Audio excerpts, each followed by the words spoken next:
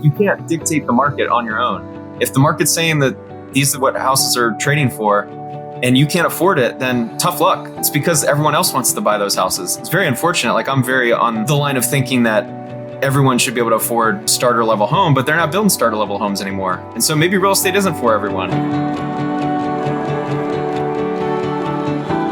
What is truly passive income and how hard is it to generate? On this week's episode, we sit down with my good friend, Spencer Cornelia, a full-time YouTuber, world-class house hacker, and failed house flipper.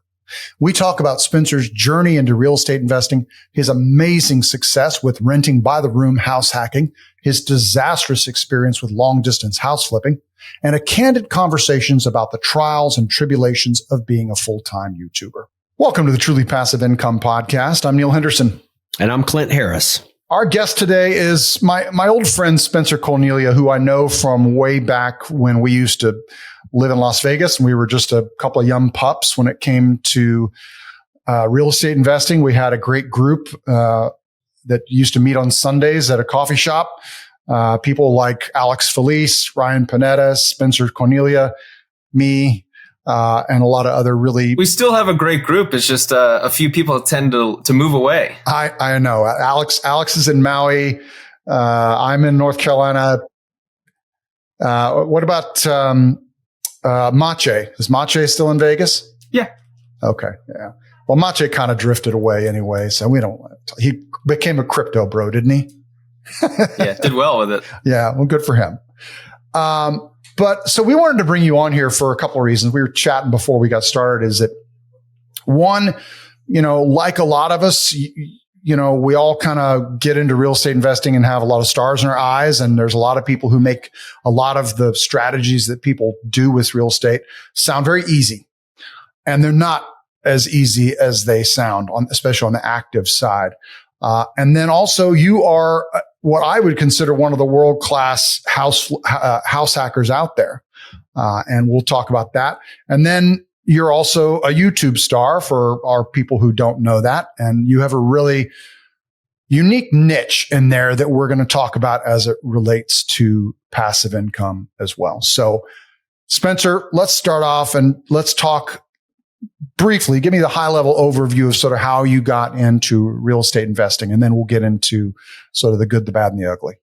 I was in Oakland, California, 2015. As you're probably aware of that real estate, you don't buy. When you live there, you don't own. I was making $32,000 a year. And so the idea of ownership was not even possible. But I liked the idea of owning a house. And so when I moved to Vegas, September 2015, I looked around and saw the prices. I was like, whoa, I can actually afford this market because Vegas got hit really hard in the recession in 2016, 2015. We still weren't really caught up yet. And so I was able to buy my first condo in 2016. And I was like, oh, I like this. I was able to rent out the other room for $700 a month. And I was paying $880 total to live there. You do the math, it's less than $200 to live. And I was like, wow, this is like a hack. And this was right when the house hacking idea was starting to get hot on BiggerPockets. And so being able to implement it and then hear them talk about it, it really solidified this idea of house hacking. So right from the start, I was like, man, I need to do more of this. So house hacking that was your first strategy, really, even without knowing it. Correct. Yeah. I thought it was a really efficient way to live for cheap. Like my whole goal was trying to live for free somehow. And before I even heard about house hacking, I tried to figure out how I could do that.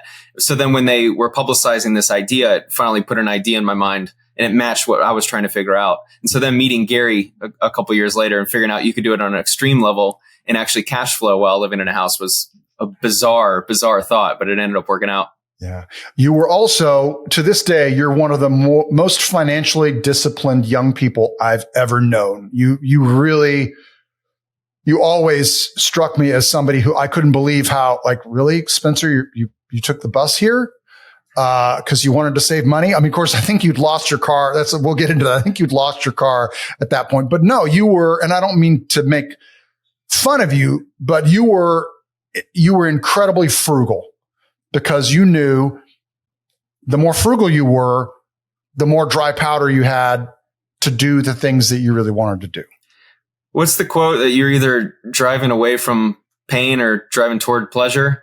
And so it wasn't so much pain. I don't want to romanticize it, but I really wanted to figure out a way to leave my job. I didn't like the idea of being in corporate America for the rest of my life, which is generally the intro story to most real estate investors, right? And I didn't have a terrible job. It was fine. I had a good job and a good career and everything, but I just didn't want to work the rest of my life in a corporate office. So I was like, how do I get out of this as quickly as possible?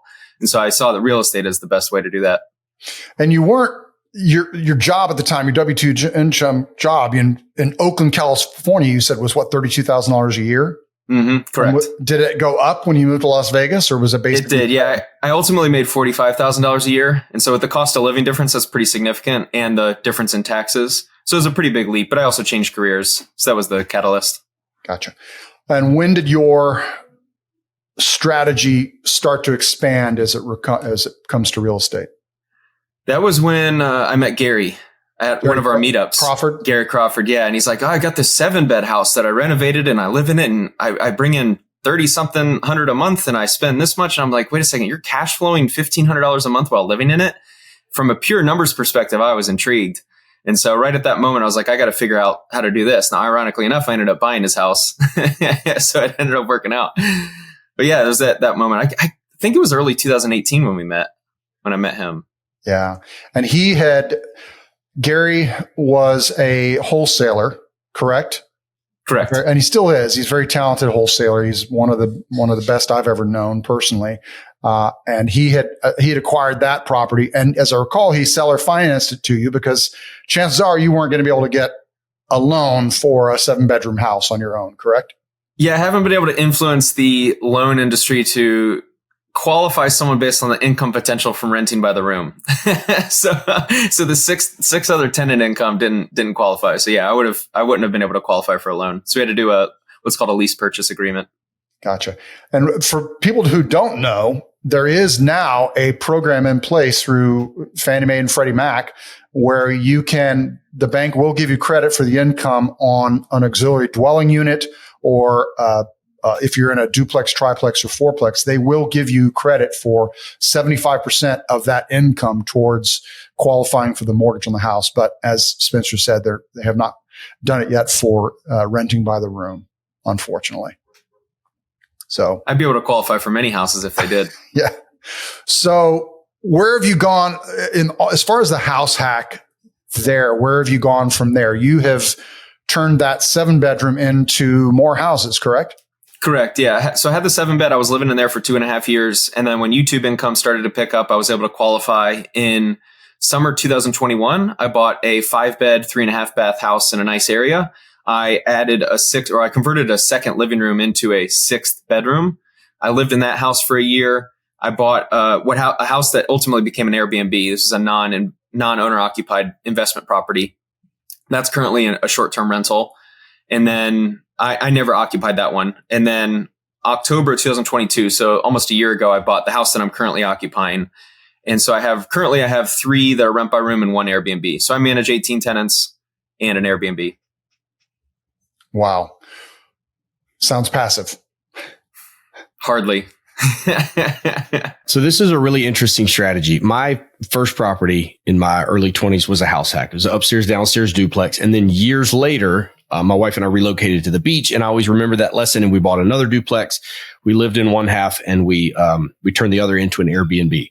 So this is something that's very near and dear to my heart. There's a lot of different ways that you can do it. The way that you're doing it is very interesting. It's a single family home. You're renting out by the bedroom, which by definition to me, tell me if I'm wrong, sounds like a young man's game. Shared space. You're managing a lot of people. There's probably a lot of personalities in and out that you have to tactfully negotiate that. But you also found a way. One of the tougher things with house hacking can be the way that you scale. And a lot of times it's not thinking about the property that you're currently looking to buy. It's thinking about the one after that. And you're in a situation where even after you move out of those properties, you moved on to another one and then eventually onto another one. It's still house hacking. It's one house is paying for itself and part of the next one. That house is paying for itself and part of the next one. You're still living for free. And I think that people that have gotten a taste of that, it's really hard to go back to having a mortgage payment. If you've ever not had one, if your living expenses, your utilities, if everything is paid, like our last house, we were getting paid $1,400 a month to live there. The only thing is that can suck you in, right? It's hard to get out of that because it's a very comfortable place to be. Now I got married, had kids, and it starts to put pressure on that. You have to kind of get your own space. But if you've ever been in that situation, you never ever want to go back to having a mortgage payment and paying for your fixed overhead because you've seen the light, right? You've seen that it's possible. So the tougher thing can be, how do you scale from there? Sometimes there's economies of scale that get a little bit tough in terms of debt to income ratio and things of that nature. So how did that process work for you? Do you think that that's scalable in the long term for you, or were you looking at other asset classes from that point on? I don't think in the future, because I don't know what's going to happen. Neil's been around me for a long time. Maybe my life is unique, but just in my experience, I look at here's what I'm going to do next year. Some massive Mike Tyson level punch hits me in the face, and my life just changes drastically. And so all I do is I try to think about the next 3 to 6 months. Right now, YouTube is my focus, and I've had a setback tied to YouTube that has financially strapped me quite a bit. So I haven't really even been able to think about what I'm going to buy next. So I actually don't know. If that money from the lawsuit comes back to me, which would be somewhere around $300,000, the better question is, how would I allocate that? I think seller financing is the only pathway forward. I don't foresee myself ever trying to play by the bank's rules anymore. I'm very influenced by Pace Morby, and I've seen what he's done and his community has done, and it's pretty fantastic. And so I think right now the best opportunity is rent by room on a seller financing deal, which I would certainly pursue if I were to earn that money back. How would I scale it? I think the key is having an employee. That's at least my perception, is once you have an employee, then you can manage it. Seller financing means you don't have to worry about debt to income and qualifications. And so that's at least where my head is at. Now, the big question is, can I apply it? So whenever that day comes, whenever I can start pursuing more deals, then we'll see what happens. So you've got the 7-bedroom over near the airport that you were living in before, that is now, is it cash flowing? I assume. Yeah, it brings in $4,400 a month gross. And I think my total fixed expenses are probably somewhere around $2,800, $2,900 a month, maybe $3,000. Let's just call it $3,000. So it's a solid cash flow. And the big thing for me is the tax benefits. I did cost segs on all these. So you could argue that the real moneymaker was the tax savings. But from a cash flow perspective, it does pretty well. Yeah. And then another $400, $500 a month from mortgage pay down. In terms of your ability to manage it, and from let's not call it a passive standpoint, because it's obviously not, there's nothing about owning rental properties that's passive. But from that standpoint, how much more laborious is it to have 6 or 7 individual tenants versus one master tenant for the whole property? I haven't done the one master tenant managing it strategy yet, so I can't tell you exactly. I've built the culture in all the houses pretty well, such that it isn't that time consuming at all. The biggest time consumption for me is finding a new tenant whenever that day comes. But I've kind of branded myself well enough that I'm the rent by room guy. And so by pure luck, both on YouTube, people reach out to me on Instagram who watch my YouTube. I've had probably 4 or 5 tenants in the last year or two that are from YouTube, and then referrals are a big one. Once people move in, oh man, I love this. By the way, next month I've got a friend moving to town, and it just so happens one of my tenants will move out, and it's worked out that way. But from a time and energy perspective, it's actually pretty low. Well, let's talk about sort of a strategy that Clint and I are both familiar with, which is short-term rentals. How does it compare to the management of a short-term rental? I absolutely love my STR because I have a manager for that. So I can't speak on self-managing. That one is purely passive because for the most part, it's like 1 email a month that I have to tend to. That's about it. Gotcha. So you've got the 7-bedroom, you've got the one you're living in, you've got the short-term rental. Is that the only properties you own? And then there's a 4th one that I don't occupy that I did. It's a 6-bed right now. Okay. Did you acquire that one via seller financing as well? No. So the last 3 have all been through a traditional lender. That was 5% down, owner occupied. Gotcha. So you've done the 5% owner occupied to get into the properties, and then you are able to. How often are you able to do that? Well, I'd love to do it every year. Unfortunately, I'm not financially in a position to do so right now. But yeah, October, November, my plan was to then do it again. This current property was 10% down. They wouldn't allow me to do 5%, so 5 or 10% down. But yeah, if I had the funds, I'd try and do it again. So my question is, how often do they? What does FHA or Fannie Mae allow you to do it? Is it once a year? I would imagine so. Yeah. Okay. Though by definition, it's once a year. I think it also comes with you need to kind of upgrade in some capacity if they need to tell the story to Fannie or Freddie. the lender that is the mortgage broker. But I haven't ran into that issue yet. Gotcha. So I can't speak from experience. Gotcha. So housing's expensive right now. There are, and every day, you go on YouTube or TikTok, there are millennials, everyone, not just millennials, but people complaining about the cost of housing right now. Housing's unaffordable. You can't do it. It's not possible for me to buy a house right now. And I hesitate to wade into that because I hate getting yelled at by people online. That's just something I probably need to get over. But, I try and tell people, look, you got to think different. Like, it sucks. Yes, housing is expensive right now. It's not fair. That's not your fault. But the reality is, and Clint hears me say this all the time, it's your responsibility to figure it out. There's no Superman coming to save you. There's no Superman that's going to come in and sprinkle fairy dust and suddenly the housing is going to be affordable. And so I always tell people, listen, look at house hacking. I'm not saying it's easy. It's not a lifestyle for everybody, but everyone just keeps thinking in that mindset of, I just want a single family home. It's all in my house and have my own yard. And it's like, okay, well, a lot of people want to do that.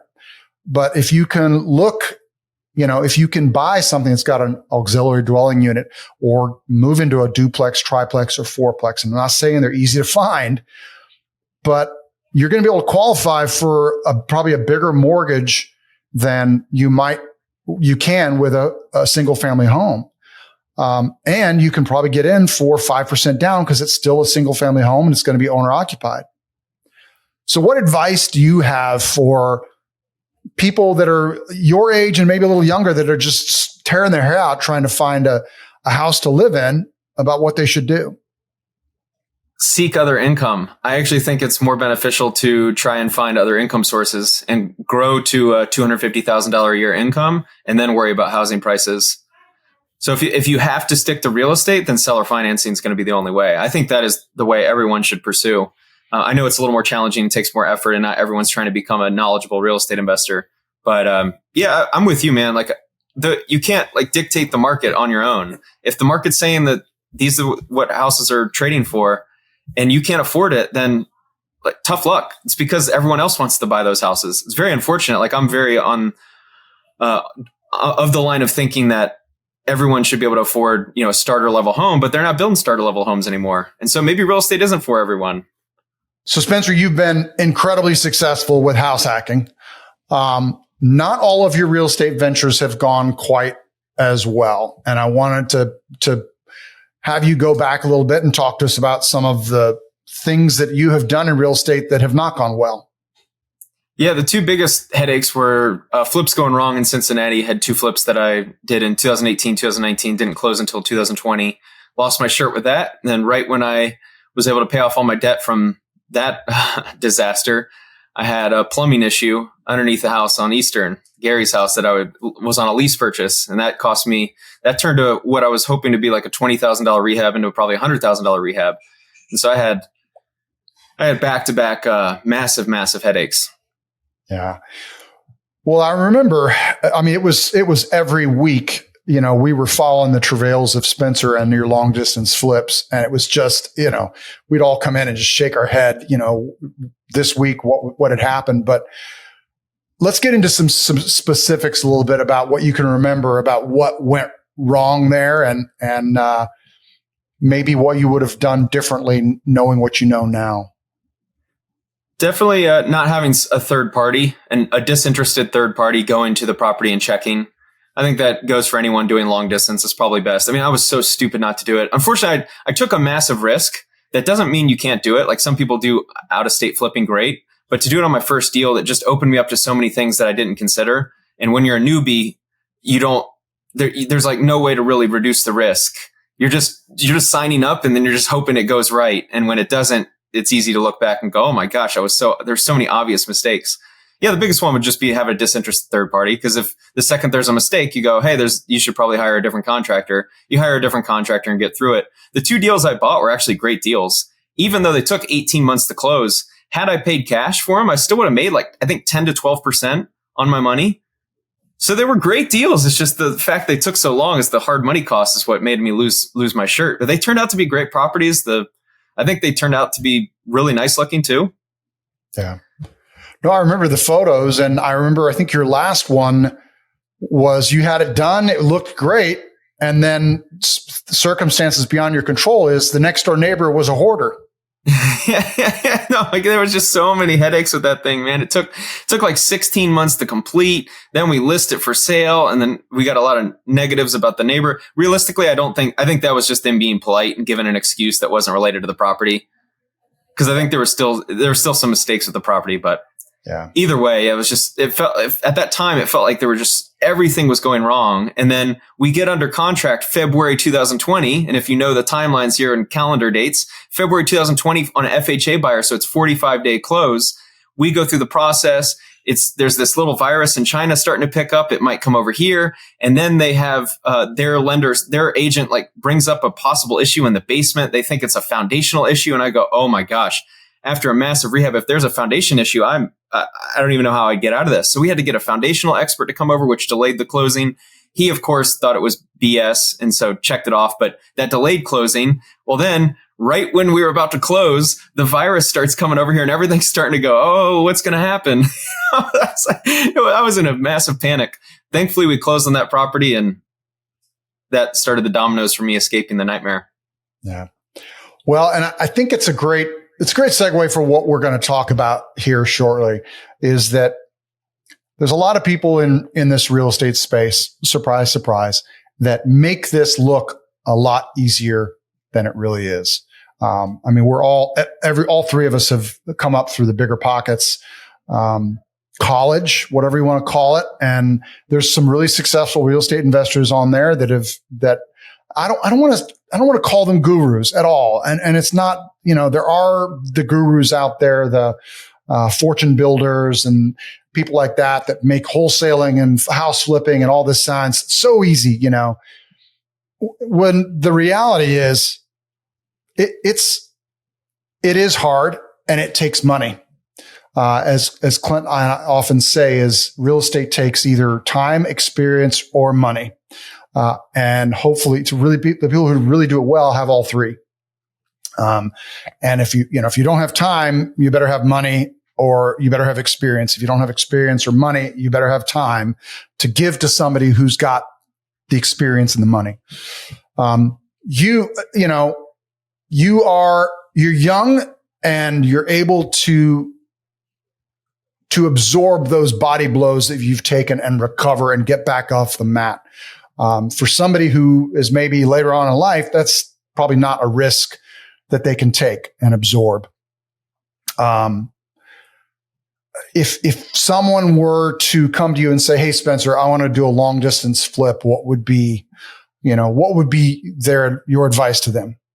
Only do so if you can afford and justify to fly out there somewhat regularly and have someone that you trust that's knowledgeable. That's the key, is like someone that can go to a property and see and know what Schluter is and know what to look for and analyze plumbing and electrical, the minutia, someone who's actually flipped houses before. If you have a teammate there, that it's no different, whether it's down the street or 5,000 miles away, that someone has to go to the property, whether it's you or a trusted source. Yeah. So I think that's the biggest answer. Yeah. All right. So you have built, your YouTube channel when you started off was, you just documented all kinds of things you did. You started off, you were in the computer industry. You were trying to become a software engineer. You did a whole YouTube thing about your coding boot camp that you went through. And you started talking about just money and fitness and sort of all over the map. Started talking about real estate and personal finance and all that. When did you discover that you needed to really niche down? And when did you discover the niche that you have now sort of fallen into? Fall 2019. I had released a video about buying a fourplex here in town on seller financing. I was excited to release the video. This would have been, summer of 2019. And I thought it was a really interesting video, really interesting story. And the video bombed. And I was really bummed because at that point I had not found any success on YouTube. And I thought this was my one chance. I thought it was an interesting video, interesting title, interesting story. And it bombed. And I was really distraught because I was like, maybe YouTube isn't for me. Maybe I don't have what it takes.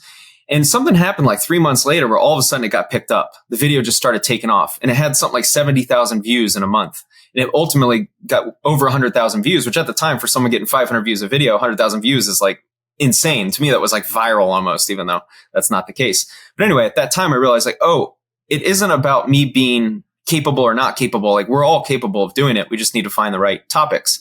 And around that time, I had found this other creator, CoffeeZilla, who was making videos about Fake Guru Fridays. And I thought it was interesting that I thought maybe going down a path of seeing some of these internet marketers.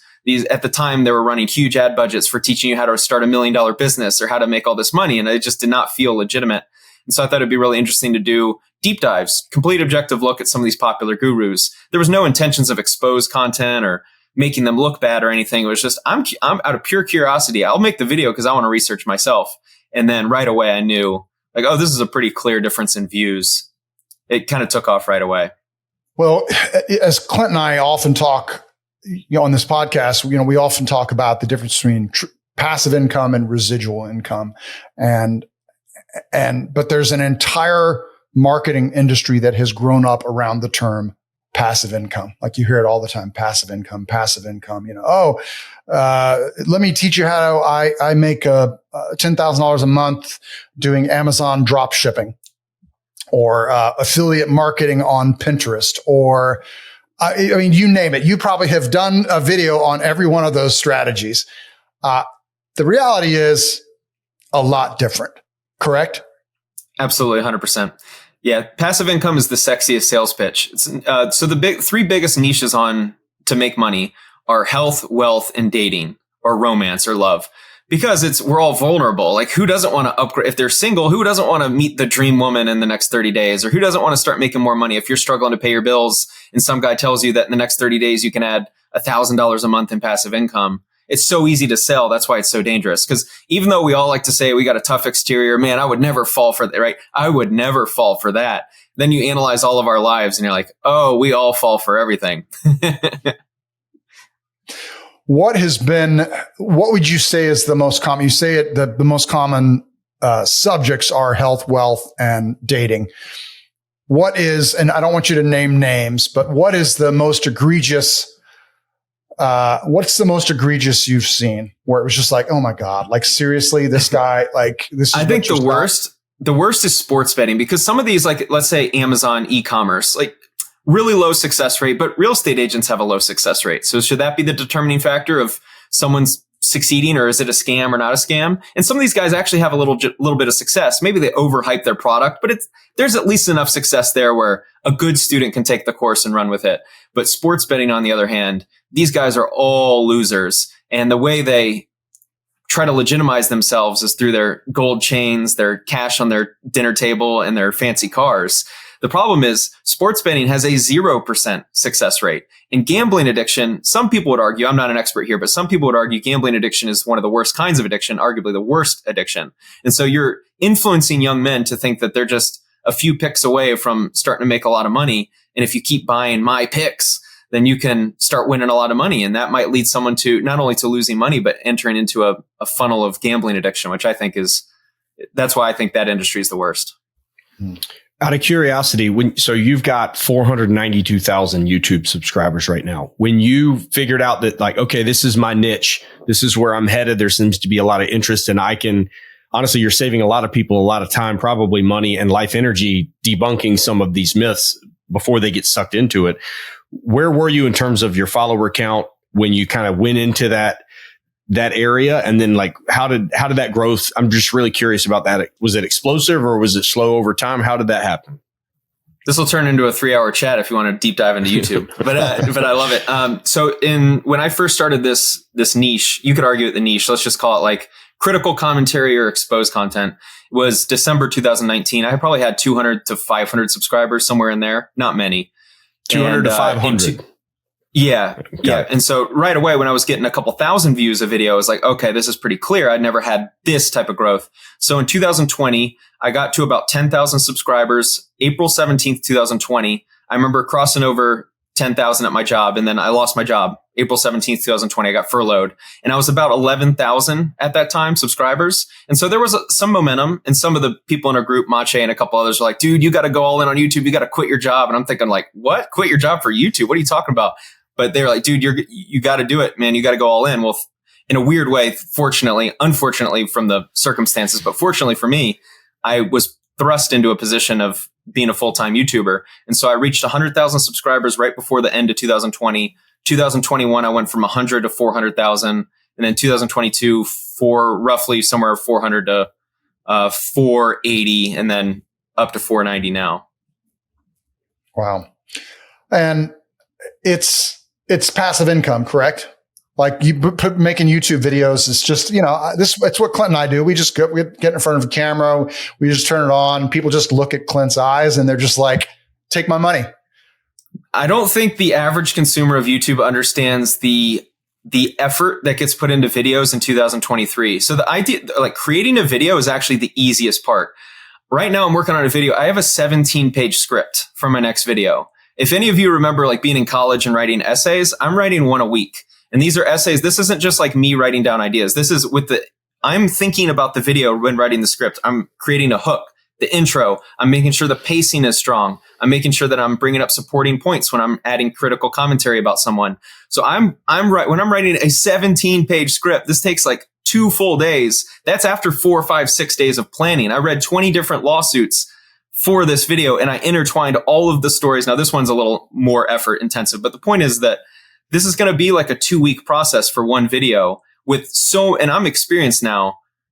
So when you say, passive income, it's like, it's entirely active. And yes, I have digital real estate with old videos still racking up views, but that isn't entirely true because I have to stay active it's like I have to stay active to receive the passive income. If I stop actively making videos will still get views, but it will be 90% drop overnight. Yeah. The way the YouTube algorithm works is unless you are continuing to feed that beast, even your old videos are not going to rank as high, correct? For the most part. Some niches are outliers, but yeah, for the most part, people would experience a massive reduction in views on old content. Spencer, I love what you just said there. And it's resonating with me across so many different people that have quote unquote passive income, different businesses. And that's one of the points that we point out is a lot of times what people call passive income is residual. They front loaded the work years before. But what you just said was, I have to keep staying active to keep getting that passive income. And that's gold right there, because the reality is you're still, in one way or another, you're still trading time for money. So if you have to keep being active to keep getting that passive income, even if it is residual from evergreen content that you created, that's not what we would call truly passive income. So I love your ability to debunk a lot of myths out there because it's what you do for a living. You're very good at it.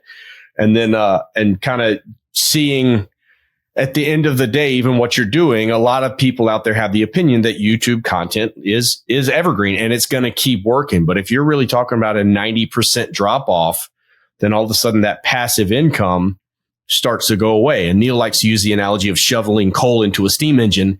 You can stop and it's going to keep running for a while, but eventually it's going to slow down and it's going to stop. And if that's a really, I love that phrase. I'm going to use that in the future of like, if you have to keep staying active to keep getting your passive income, is it really passive income? That's a really good point. Yeah. And with the way content moves, it moves so fast. Every year the platform elevates. I've noticed it. I spend all day analyzing the platform. So, I would consider myself pretty much an expert on YouTube. And, with every passing year, your old content in some ways gets worse.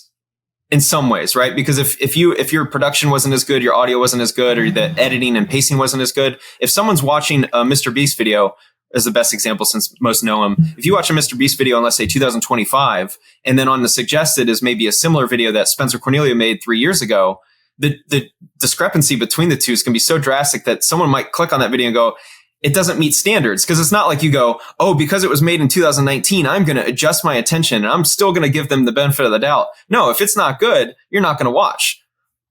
Yeah. Well, I bring Mr. Beast. I think he's the most successful YouTuber right now by a long way. I've heard him say that, I can't remember what the exact number is, but he spent like $100,000 on thumbnails.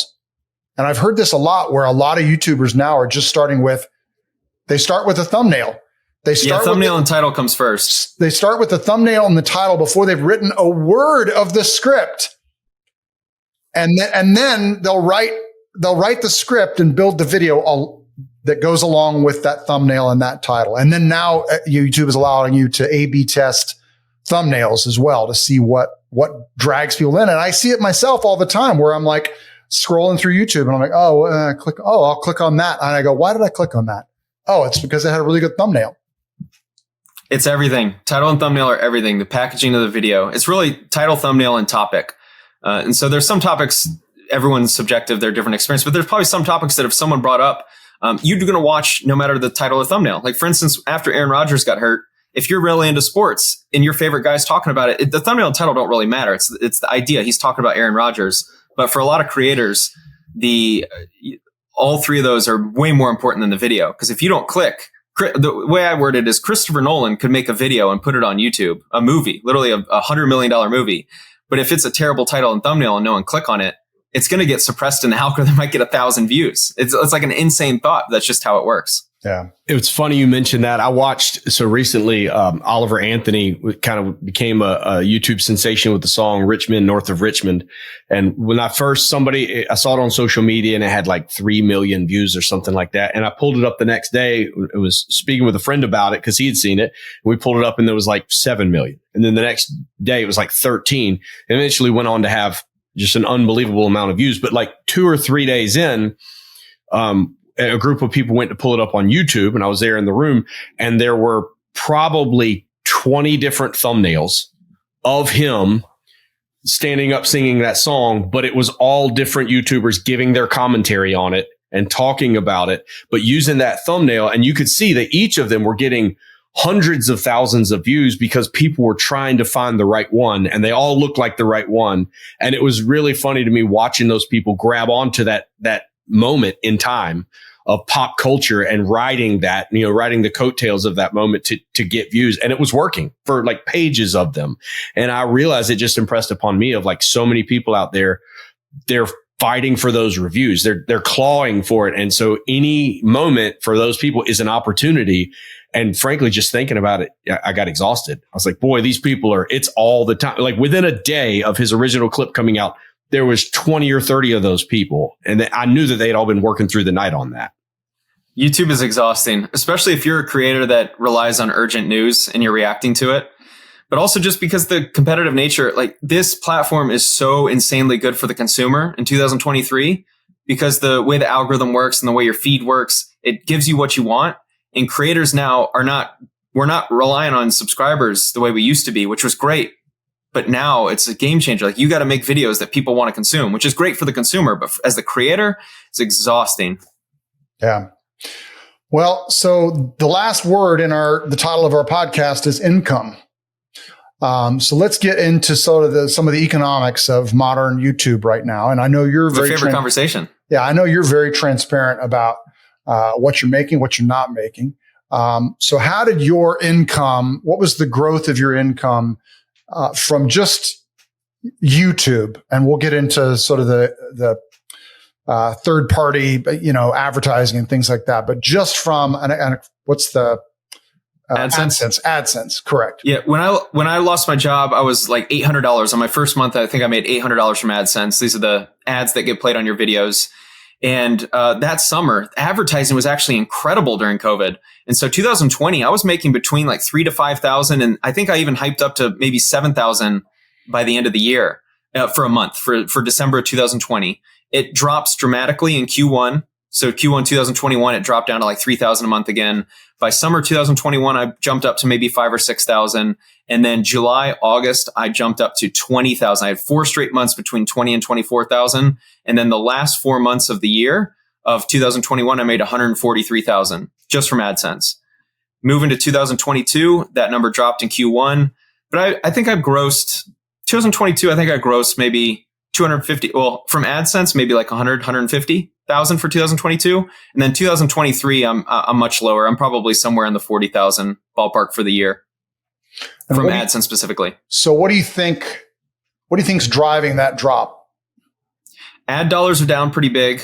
So during COVID, we saw a huge surge in spending. And I think a lot of it was actually people selling like courses and gurus because they were willing to, in the financial sector, the ad rates are notably significantly higher. And as we've seen, like just anyone dealing with finance and investment products, especially after FTX, like the space really took a hit from the advertising perspective. So that's one. And then in 2021, my channel was much hotter.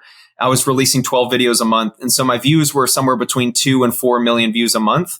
And now I'm down to 1 video a week at best.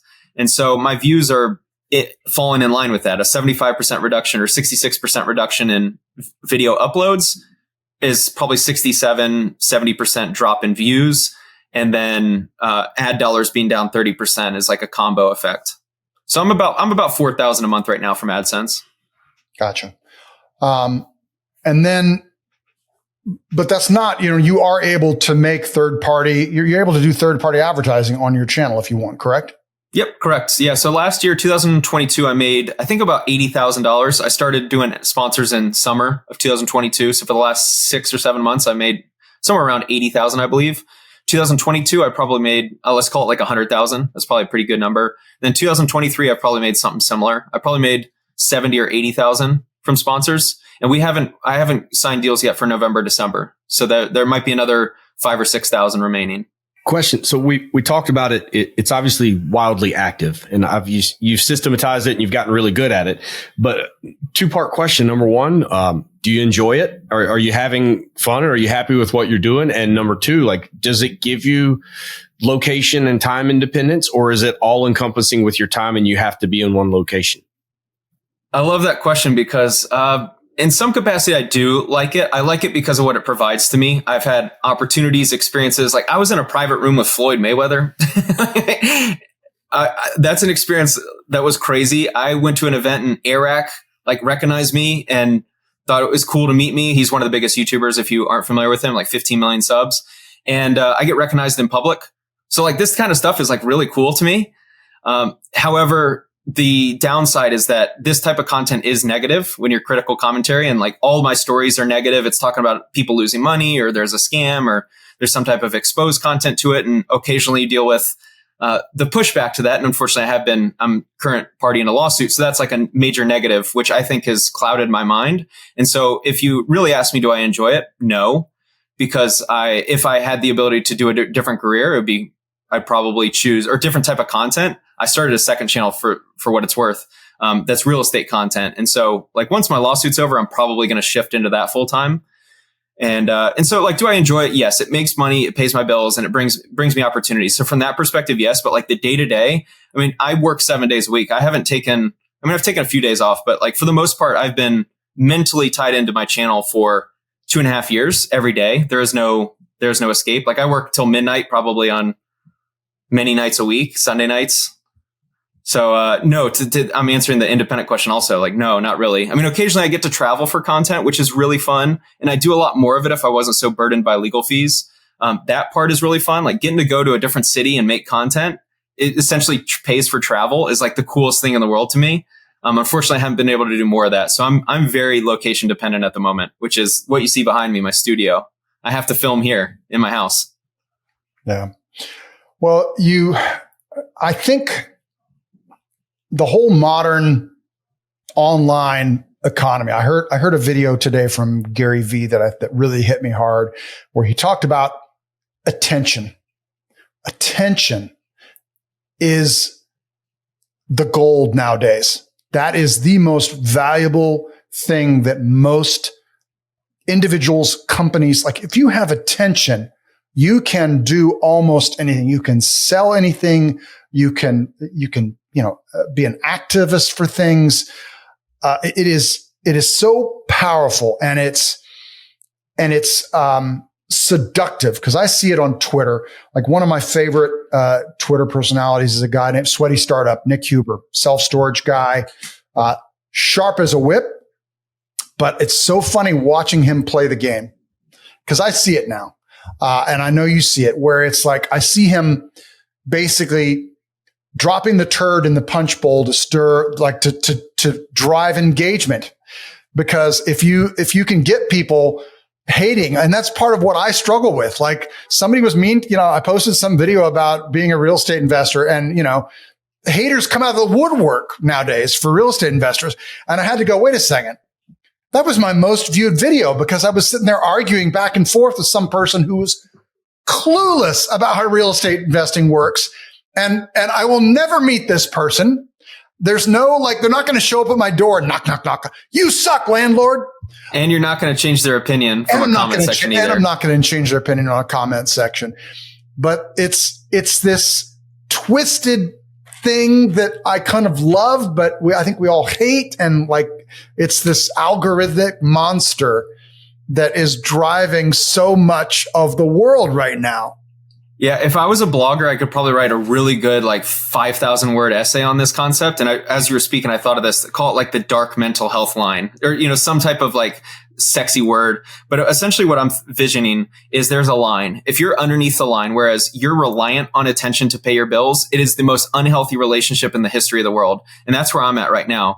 If you rely on people's attention to pay your bills, like think of how much struggle you have where all you care about is people watching you. Think of how that could be a whole 3-hour talk about how unhealthy that is. So imagine that. Well, that's where the line is. If you're underneath the line, it's incredibly unhealthy. But on the flip side of that, if you have all your money from a business or you're outside of attention where you can leverage attention to further boost your profile or your business or whatever, it then becomes a game that you could win, essentially. And you have a much healthier relationship. For instance, the Nick Huber, I'm aware of his Twitter. I think I follow him even.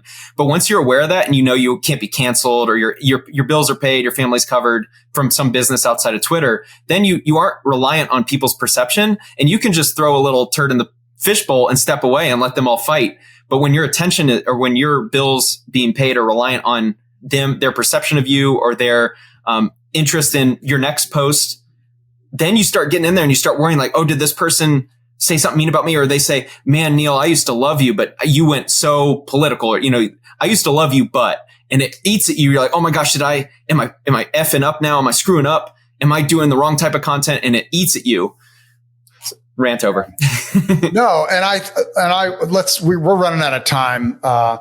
And I think this is a nice little segue into sort of tie this all back to truly passive income, which is how important it is for all of us to have multiple streams of income, to not be reliant on that one W-2 job, on that one rental property or that one business, or relying on the attention economy to pay your bills. So Spencer, when you, again, have some disposable income that's not going to lawyers, what kinds of things do you envision trying to put that money into? Let's say you had $100,000 this week, Spencer, that you had to, in the next 30 days, you had to invest it in. What do you think you would put it in? I love this question because I think about it all the time. Because I'm in a crossroads. I'm going to have a decision, either go in real estate or go all in on content. I haven't figured it out exactly, but let's play the game. I'll answer the question.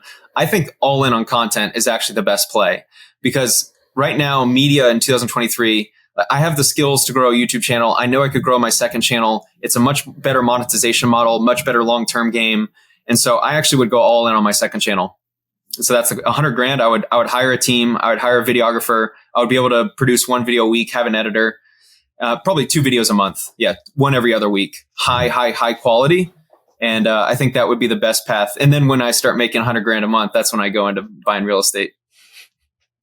That reminds me of the book Richest Man in Babylon of know what you're good at, know what you know what you don't know, and lean into your skills. So that makes sense for you. That wouldn't make any sense for me at all. But if you know thyself, know your skill set, know what you've done in the past, know what you're capable of, it makes perfect sense. And let me just say, I really appreciate your candor today. You're being an open book about some things that are probably not easier to talk about, and about monetization and about, happiness and work-life balance and things like that. So thanks for that. I really appreciate your willingness to share that. Always. Yeah. Yeah. Thanks for having me. Yeah. Well, Spencer, it's always great talking to you, my friend. I wish we could, sit down for lunch like we used to occasionally. Only one person's at fault for that. Yeah. I couldn't. Vegas is a young person's town, and I'm not a young person anymore, Spencer. But you got to, hey, we're not as sexy as Miami, but you got to come out to the coast. Come out to the coast. Come to the beach. Well, we'd love to see you out here. For sure. So, All right, man. Thanks for joining us. Thank you, Spencer. Appreciate it. Thanks, guys. Thank you so much for listening and watching the Truly Passive Income podcast. If you liked the show, if you think it would be useful for someone else, the greatest compliment that you could give us would be to share the episode. Leave a comment down below or leave us an honest review. If you have any questions, don't hesitate to let us know down below. And remember, with truly passive income comes freedom of time, place, and the freedom to pursue your higher purpose.